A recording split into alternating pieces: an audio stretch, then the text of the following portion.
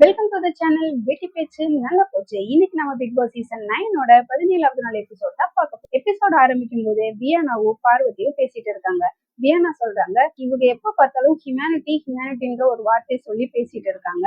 அப்பவும் நான் அமைதியா தான் இருந்தேன். அப்புறமா நான் சாப்பாட்டை வச்சுட்டு பேசிட்டு இருந்தாங்க.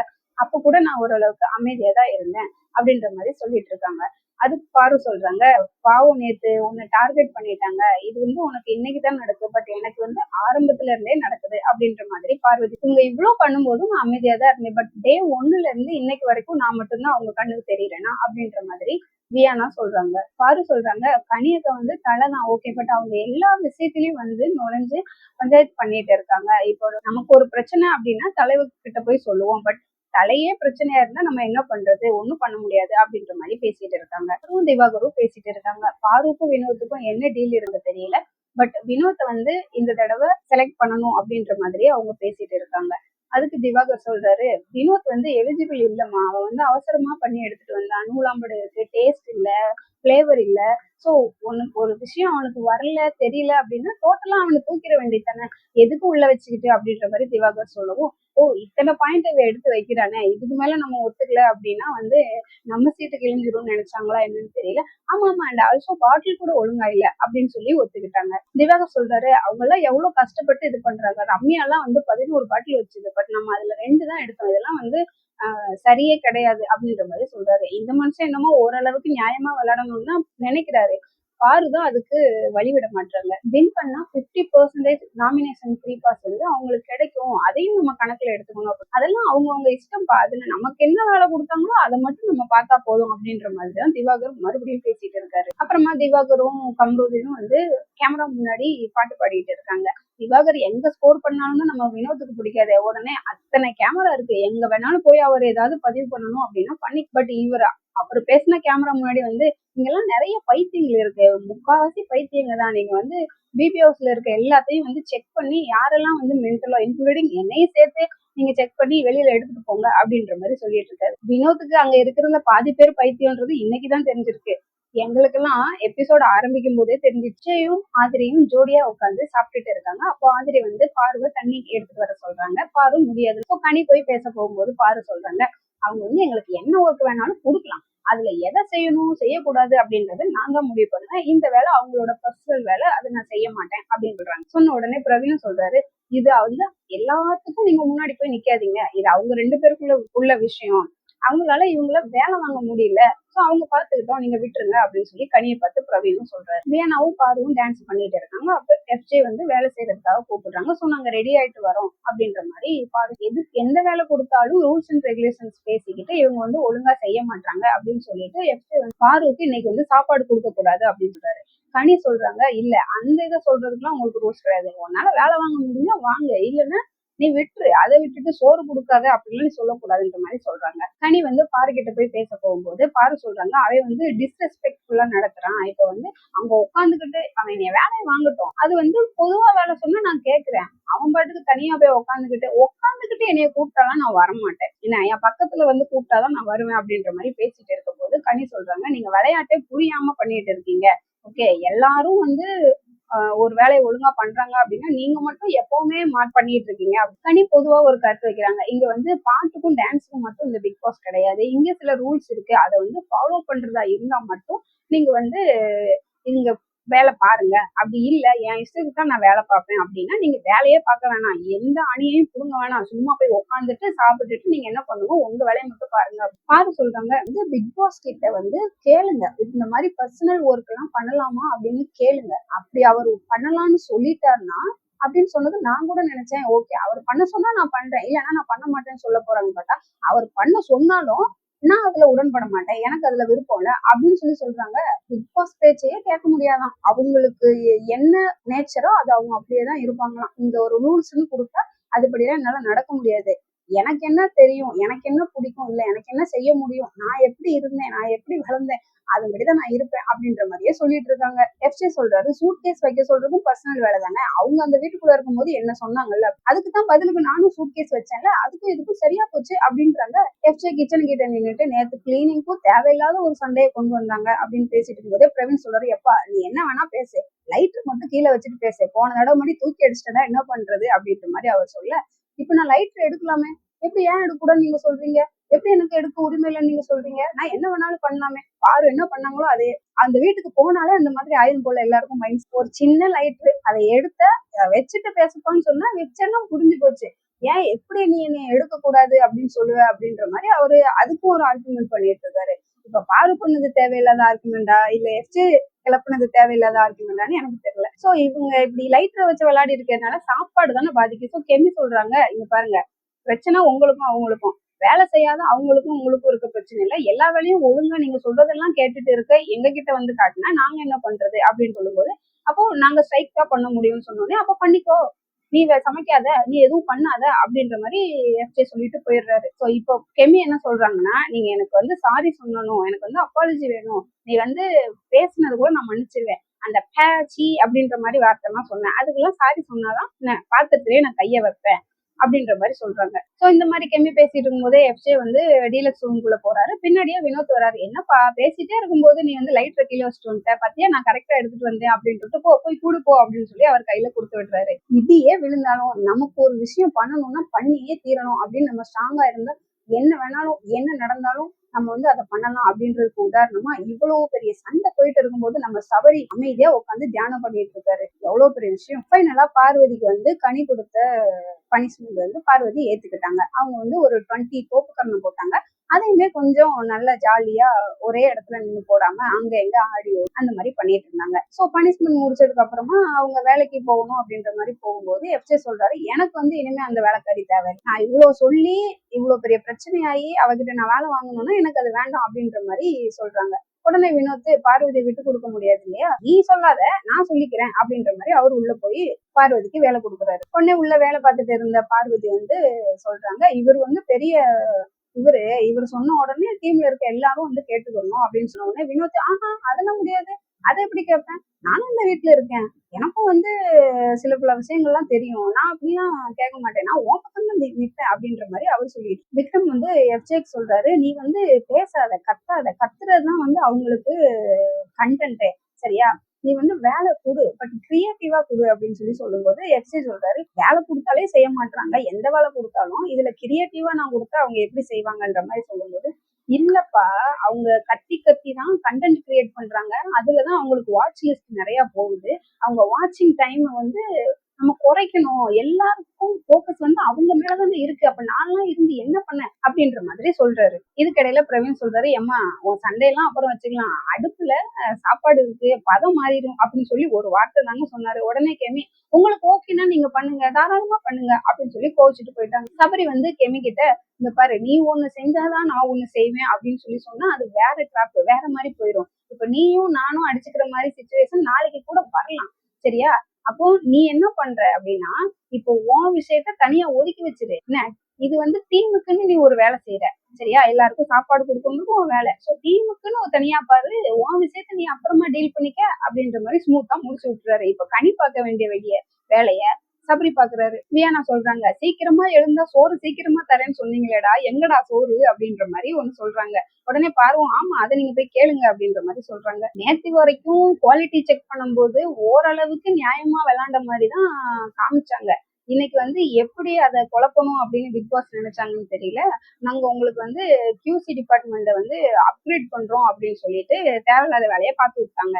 அது என்ன அப்படின்னா, நீங்க வந்து ஜூஸ் தயாரிக்கிற இடத்துக்கே டைரக்டா போய் விசிட் பண்ணலாம், அங்க வந்து எப்படி எப்படி பண்றாங்கன்னு சொல்லி அதையும் நீங்க பார்த்து அதை வச்சும் நீங்க வந்து செலக்ட் பண்ணலாம், உங்களுக்கு வந்து அவங்க நல்ல உபசரிப்பு கொடுக்கணும், அவங்க ரெஸ்பெக்ட் கொடுக்கலன்னா நீங்க அவங்களை தூக்கி வெளியே எறிஞ்சிடலாம் அப்படின்ற மாதிரி எல்லாம் இல்லாத பொல்லாத ரூல்ஸ் எல்லாம் அப்கிரேட் பண்றேன்னு சொல்லி பண்ணி நல்லா செக் பண்ணிட்டு இருந்தவங்கள வந்து கெடுத்து விட்டாரு. அது மட்டும் இல்லாம நீங்க என்ன வேணா பண்ணி வந்து அப்ரூவ் வாங்கிக்கலாம் அப்படின்ற மாதிரி சொல்றாரு. அதாவது டைரக்டா லஞ்சம் கொடுத்தோ இல்ல அவங்களுக்கு வேற வழியில அவங்கள கவனிச்சோ நீங்க பண்ணிக்கோங்க அப்படின்னு சொல்லாம நாக்குப்பா சொல்லி விட்டாரு. இதைத்தான் நாங்க படத்திலேயே பாக்குறோமே, ஒரு வேலை ஆகணும்னா அந்த வேலை சரியா இல்லாதப்போ அதை கரெக்ட்னு சொல்றதுக்கு ஆளுங்க வேணும் அப்படின்னா அவங்களுக்கு வந்து நம்ம பணமோ பொருளோ கொடுத்து நம்ம அதை ஈடு கட்டிடுவோம். இதைத்தான் நாங்க மூவிலே பார்த்துட்டு இருக்கோமே. ரியாலிட்டி ஷோன்னு கூட்டிட்டு வந்து இங்கேயும் அதையே பண்ண வைக்கிறீங்க. இதையெல்லாம் வேற வருங்கால சந்ததிகள் பார்த்து கத்துக்கணும் இல்லையா? நல்ல நல்ல விஷயங்கள்லாம் பண்றீங்க. கேம் ஆரம்பிக்குது, அப்புறமா ஜூஸ் பாட்டில் எடுக்கிறதுக்கு எல்லாரும் ஓடுறாங்க. பிரவீன் முதல்ல போய் கொத்த அள்ளிட்டாரு. விக்ரம் வந்து படுத்துட்டாரு. எவன்டா இதுக்கு மேல என்ன தாண்டி எவன்டாலும் எடுங்கடா அப்படின்ற மாதிரி அவரு படுத்துட்டாரு. இப்போ பாட்டில நெளிஞ்சிருந்தா அதுக்கே ரிஜெக்ட் பண்றவங்க இவர் உருண்டுட்டாரு, என்ன பண்ண போறாங்கன்னு தெரியல. கரண்ட் கம்பத்தை பார்த்தா நாய் ஒண்ணு பண்ணும் இல்லையா, அந்த மாதிரி டேபிள பார்த்தா பாரு எங்க பார்த்தாலும் மேலே ஏறி உட்காந்துக்கிறாங்க.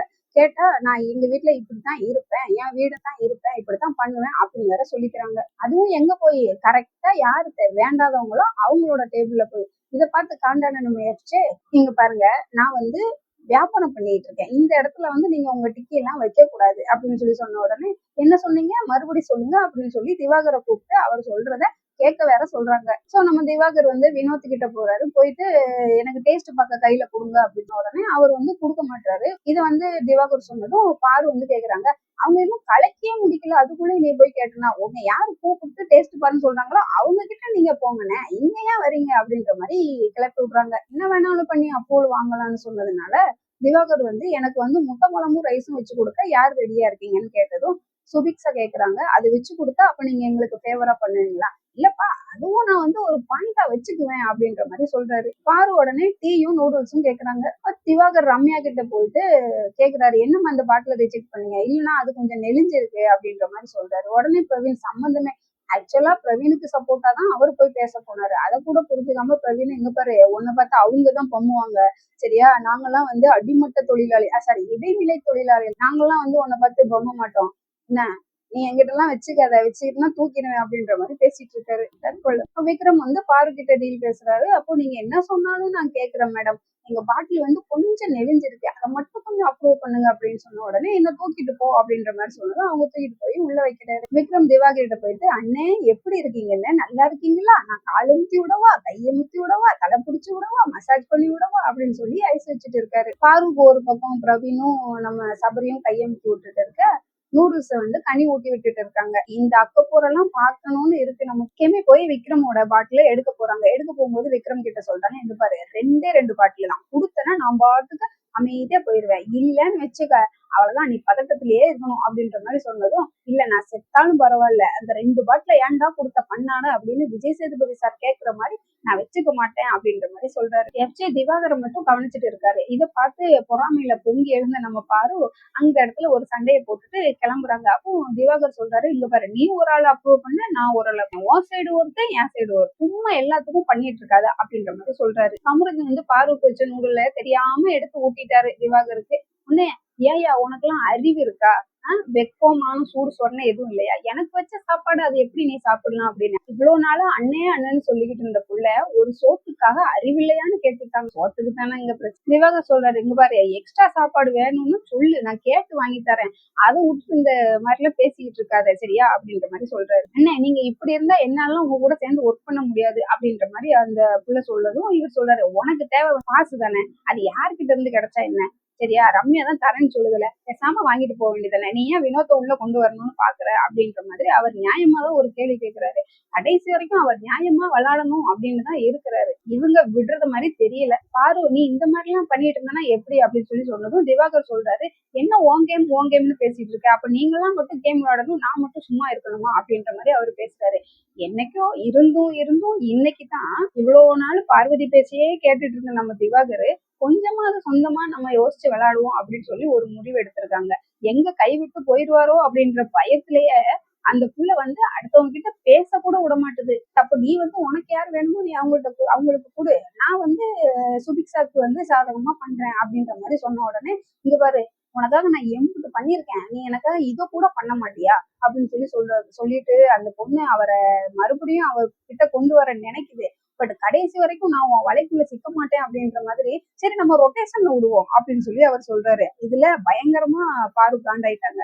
ஊரே சேர்ந்து வந்து என்ன குத்துது, இந்த இடத்துல கூட நீ எனக்கு சப்போர்ட் பண்ண மாட்டியா? உனக்காண்டி நான் எவ்வளவு தியாகத்தை சாப்பாட்டெல்லாம் விட்டு கொடுத்துருக்கேன், உனக்காக நான் எவ்வளவு பேசி, நீ எனக்காக இதை கூட பண்ண மாட்டியா அப்படின்ற மாதிரி அவங்க இருக்கிற தலானிலாம் தூக்கி போட்டு கோவத்தை வெளி காமிச்சிட்டு இருக்காங்க. ஏற்கனவே காண்டில அந்த பிள்ளை கத்திட்டு இருக்கும் போது நம்ம எஃப்ஜேவும் சபரியும் வந்து இன்னும் மேலும் காண்டேற்றதுக்காண்டி அவங்களுக்கு திவாகருக்கு மாதுளம்பழம் ஜூஸ் இதெல்லாம் கொடுத்துட்டு இருக்காங்க.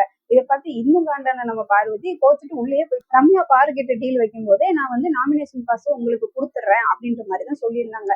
உடனே சபரி வந்து அதை பத்தி கேட்ட உடனே, இது ஏன், ஆமா நான் சொன்னேன், பட் அவங்க வந்து கேட்கும்போது இது ஏன் கேம் ஸ்ட்ராட்டஜி அப்படின்னு சொல்லிட்டு நான் போயிருவேன் அப்படின்னு ஈஸியா சொல்லிட்டாங்க. திவாகர் போய் பேசும்போது, பாரு உனக்கெல்லாம் ஊட்டி விட்டாங்க, எனக்கு ஏதாவது கொடுத்தாங்களா?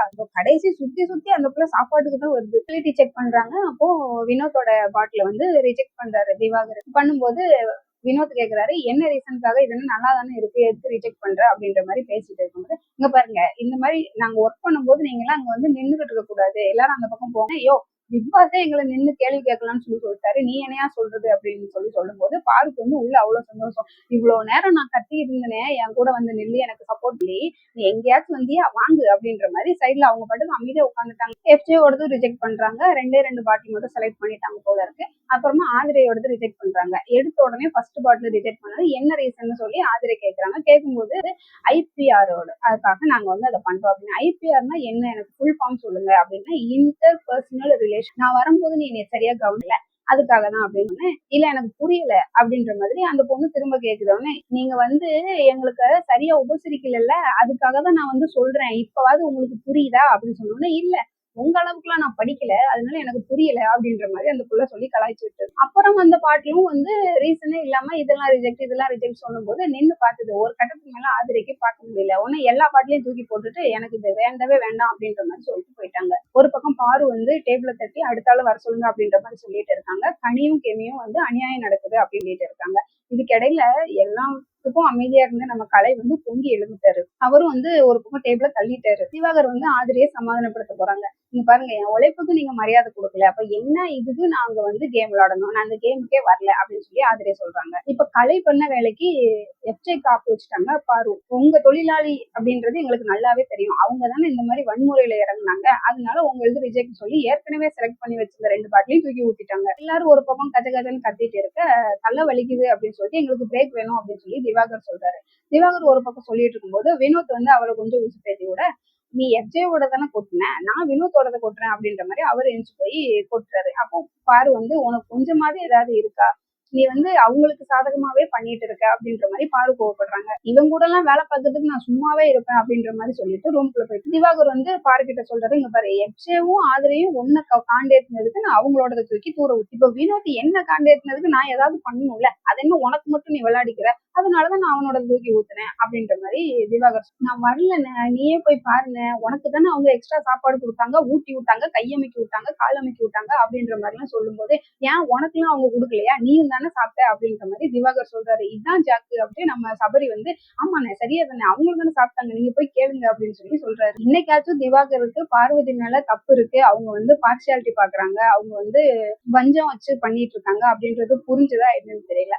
அவர் ஓப்பனாவே சொல்றாரு, இது என்னப்பா பார்ஷியாலிட்டி பாக்குறாங்க, அவங்க ஒருத்தவங்க செலக்ட் பண்ணாங்க, நான் ஒருத்தனை செலக்ட் பண்ணேன், அவங்க ஒருத்தவங்க ரிஜெக்ட் பண்ணாங்க, நான் ஒருத்தனை ரிஜெக்ட், அது என்ன இதுல மட்டும் அவங்க வந்து பார்ஷியாலிட்டி, இவங்களுக்கு வேண்டாதவங்க மாதிரி, அந்த மாதிரி அவருக்கு வந்து ஓரளவுக்கு புரிஞ்சுக்கிட்டாரு. அடுத்ததா பிக் பாஸ் போயிட்டு, பிக் பாஸ் சார் இந்த மாதிரி QC இருந்து அவங்க விலகிட்டாங்க அப்படின்னு சொல்லி சொல்றாங்க, பேட்ச் எல்லாம் கலத்தி வச்சுட்டாங்க, இப்ப நானே பண்ணிக்கிறவா இல்ல என்ன பண்ணட்டும் அப்படின்ற மாதிரி கேக்குறாரு. கனி வந்து வீட்டுல அப்படின்ற முறையில பார்க்கிட்ட பேச போறாங்க. கேம் வந்து எனக்கு புரிஞ்சது, நீங்க வந்து QCயை வந்து நோண்டுவீங்க, நாங்க வந்து அதை பார்த்துட்டு சும்மா இருக்கணுமா அப்படின்ற மாதிரி தனி சொல்றாங்க. இல்ல நாங்க சும்மா எல்லாம் ஒண்ணும் பண்ணல, பண்ணது நியாயம் இல்ல அப்படின்னு தெரிஞ்சதுக்கு அப்புறம் தான் எல்லாருமே சேர்ந்து போராட்டம் பண்ணாங்க அப்படின்ற மாதிரி சொல்றாங்க. ஆதிரை வந்து ஃபர்ஸ்ட் பார்ட்ல எடுக்கும் போது உங்ககிட்ட கேட்டாங்க, அப்போ அதுக்கு என்ன ரீசனுக்காக நீங்க எடுத்து வச்சீங்க அப்படின்னு பாரு சொல்றாங்க. இது நீங்க அண்ணா கிட்ட கேட்டுக்கோங்க, இந்த ரெக்கார்டு அடிச்ச பொம்மை நம்ம வீட்டுல எல்லாம் விளையாட குழந்தைங்க வச்சிருப்பாங்களே, ரெக்கார்டான பொம்மை மாதிரி அதை அண்ணன் கிட்ட கேட்டுக்கோங்க, அதை நீங்க அண்ணா கிட்ட கேட்டுக்கோங்க, இதையேதான் ரிப்பீட்டா சொல்லிட்டு அப்படியே போயிட்டே இருந்தாங்க. சோ கனி வந்து இப்ப வந்து நீங்க நின்று பேசணும், எனக்கு வந்து மரியாதை கொடுக்க மாட்டீங்க, நான் வந்து உங்களுக்கு பின்னாடியே வர முடியாது அப்படின்ற மாதிரி பின்னாடியே தான் போயிட்டு இருக்காங்க. சோ இதோட இன்னைக்கு எபிசோடு முடிஞ்சது. நேத்து மாதிரியே இன்னைக்கும் கலவரத்துல தான் முடிஞ்சிருக்கு. இந்த பதிவு உங்களுக்கு பிடிச்சிருந்தது அப்படின்னா லைக் பண்ணுங்க, கமெண்ட் பண்ணுங்க, ஷேர் பண்ணுங்க, மறக்காம சப்ஸ்கிரைப் பண்ணுங்க.